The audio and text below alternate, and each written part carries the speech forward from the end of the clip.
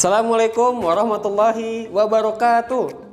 Apa kabar anak-anak? Alhamdulillah, pada kali ini kita akan kembali belajar fikih tentang bab khitan. Ya, minggu kemarin atau pada pertemuan sebelumnya kita sudah mempelajari tentang sejarah dan pengertian khitan. Nah, sekarang kita akan lanjut kembali ya. Namun sebelum kita melaksanakan pembelajaran, alangkah baiknya kita berdoa terlebih dahulu. Ayo, persiapkan diri kalian. Kita berdoa terlebih dahulu ya. A'udzu billahi minasyaitonir rajim. Bismillahirrahmanirrahim. Allahumma anfa'na bima 'allamtana wa 'allimna ma yanfa'una wazidna ilma. Rabbi zidni ilman warzuqni fahman. Amin.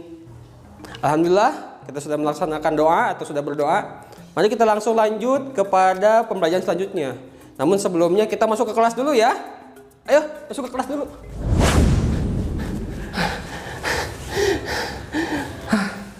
Aduh, capek ya. Tapi tetap semangat ya untuk belajar. Nah, pada minggu kemarin kita sudah mempelajari tentang sejarah khitan ya. Lalu pengertian khitan. Nah, sekarang kita akan mempelajari materi yang baru ya, yaitu tentang hukum khitan ya, lalu usia pelaksanaan khitan ya, lalu yang terakhir adalah hikmah khitan. Oke, kita langsung saja. Nah, untuk materi yang pertama itu tentang hukum khitan ya. Apa sih sebetulnya hukum kita melaksanakan khitan? Rasulullah SAW bersabda, al-fitratu khamsun, al-khitanu wal istihdadu wa natful ibti wa qasyus syarib wa taqlimul azfar, rawahul Bukhari. Yang artinya fitrah itu ada 5. Yang pertama khitan, yang kedua mencukur bulu kemaluan, yang ketiga mencabut bulu ketiak, yang keempat memotong kumis, yang kelima memotong kuku.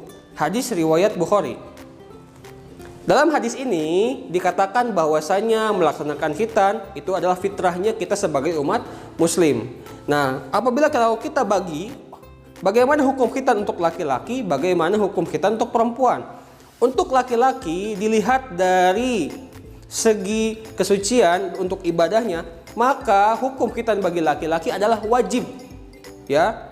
Artinya ketika kita sudah melaksanakan khitan atau kita berkhitan, maka ibadah yang kita laksanakan itu menjadi sempurna karena sudah terhindar dari yang namanya atau sudah memenuhi syarat, yaitu suci dari hadas dan najis, seperti itu. Karena ketika kita buang air kecil ya, ketika kita belum dikhitan, maka air seni atau air pipis, air kencing itu setidaknya akan menempel sisanya itu pada kuluh, pada kulit di ujung kemaluan laki-laki. Maka kalau tidak dibersihkan, itu akan menggugurkan salah satu syarat sah solat, yaitu suci dari hadas dan najis. Tetapi kalau kita sudah berkhitan, maka ya ibadah yang kita lakukan untuk laki-laki menjadi sempurna karena sudah memenuhi syarat, yaitu suci dari hadas dan najis. Lalu bagaimana hukum untuk perempuan? Nah, untuk perempuan sendiri hukumnya masih diperdebatkan oleh para ulama. Ya, ada ulama yang mewajibkan perempuan untuk khitan, ya. Ada juga yang berpendapat bahwa khitan untuk perempuan itu adalah sunnah, ya.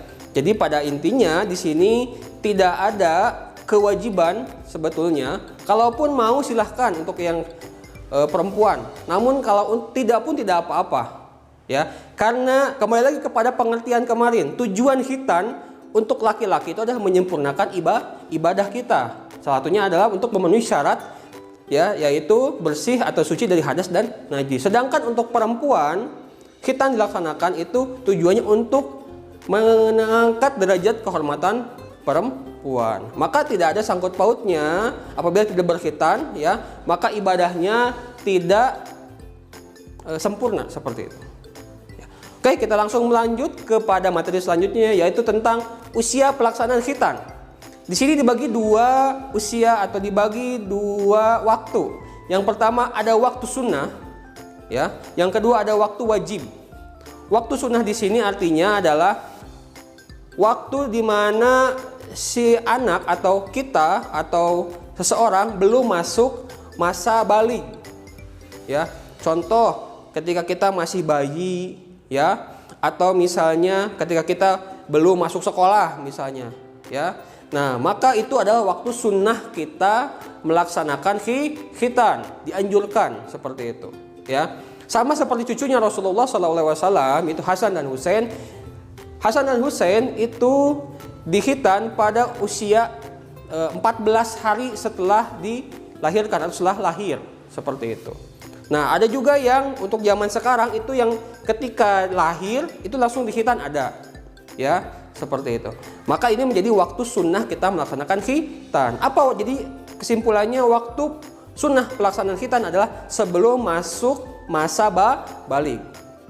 Lalu yang kedua yaitu waktu wajib.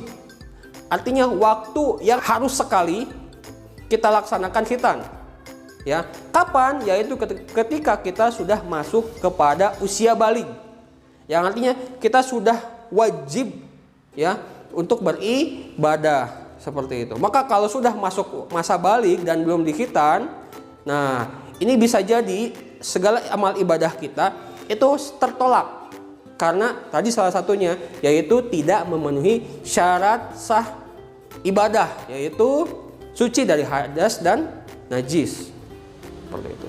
Lalu sebetulnya apa sih hikmah yang kita bisa petik dari ibadah khitan ini?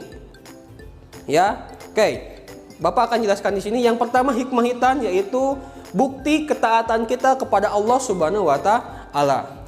Ketika kita lahir lalu memutuskan atau orang tua kita memutuskan untuk kita beragama Islam, maka di sini sudah ada tuntutan, sudah ada kewajiban kita sebagai umat muslim yaitu untuk beribadah. Nah, supaya ibadah kita diterima oleh Allah Subhanahu wa taala, maka kita harus memenuhi rukun dan syarat ibadah. Salah satu syarat sahnya ibadah adalah suci dari hadas dan najis. Maka ibadah khitan ini akan menyempurnakan ibadah-ibadah kita supaya apa? Diterima oleh Allah Subhanahu wa taala. Lalu yang kedua adalah sebagai ciri pengingat Nabi Muhammad SAW dan pelestarian syariat Nabi Ibrahim, ya. Pada pertemuan sebelumnya kita pelajari bahwa sejarah khitan pertama kali itu disyariatkan kepada Nabi Ibrahim. Lalu diteruskan kembali oleh Nabi Muhammad, oleh Rasulullah SAW kepada anak dan cucunya, ya, dan dilestarikan kembali sampai saat ini, ya, seperti itu. Lalu yang ketiga, menjaga kebersihan dan kesucian badan. Nah, ya, ingat pada pertemuan kemarin kita sudah bahas bahwa at-tahuru syatrul iman, yang artinya kebersihan itu bagian dari iman, ya.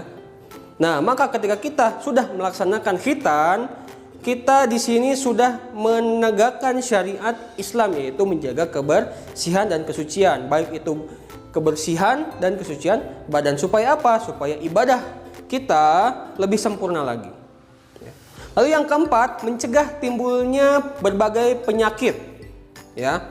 Nah, seperti kita ketahui pada pertemuan sebelumnya bahwa kotoran yang menempel pada kuluf atau pada kulit ujung kemaluan laki-laki itu berpotensi atau bisa menyebabkan berbagai macam penyakit, bahkan sampai penyakit yang berbahaya. Maka kalau tidak dibersihkan, ini akan menimbulkan penyakit, ya, di suatu hari. Kita tidak mau dong mendapatkan penyakit yang berbahaya nantinya. Nah, makanya dengan melaksanakan khitan, kita sudah mencegah diri kita, ya, terkena penyakit yang berbahaya, seperti itu. Yang kelima, menjadi ciri muslim yang baik. Kenapa menjadi ciri muslim yang baik? Karena dengan melaksanakan khitan, maka bisa menyempurnakan ibadah yang kita kerjakan. Dengan sempurnanya ibadah, maka kita menjadi muslim yang kafah atau muslim sesungguhnya. Seperti itu.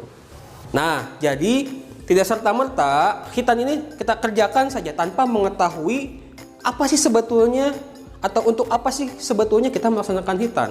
Nah, pada pelajaran ini kita harus tahu supaya apa?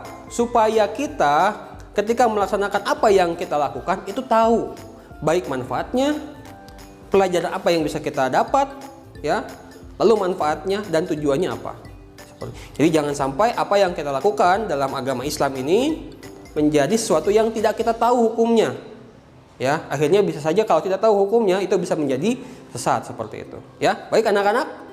Untuk saat ini, ya, untuk pertemuan kali ini kita cukupkan sekian materinya, ya. Ayo kita keluar lagi kelas semuanya. Keluar.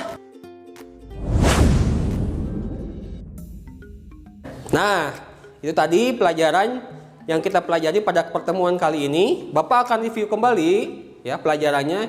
Yang pertama, kita tadi sudah belajar tentang hukum khitan. Hukum khitan bagi laki-laki adalah wajib, ya.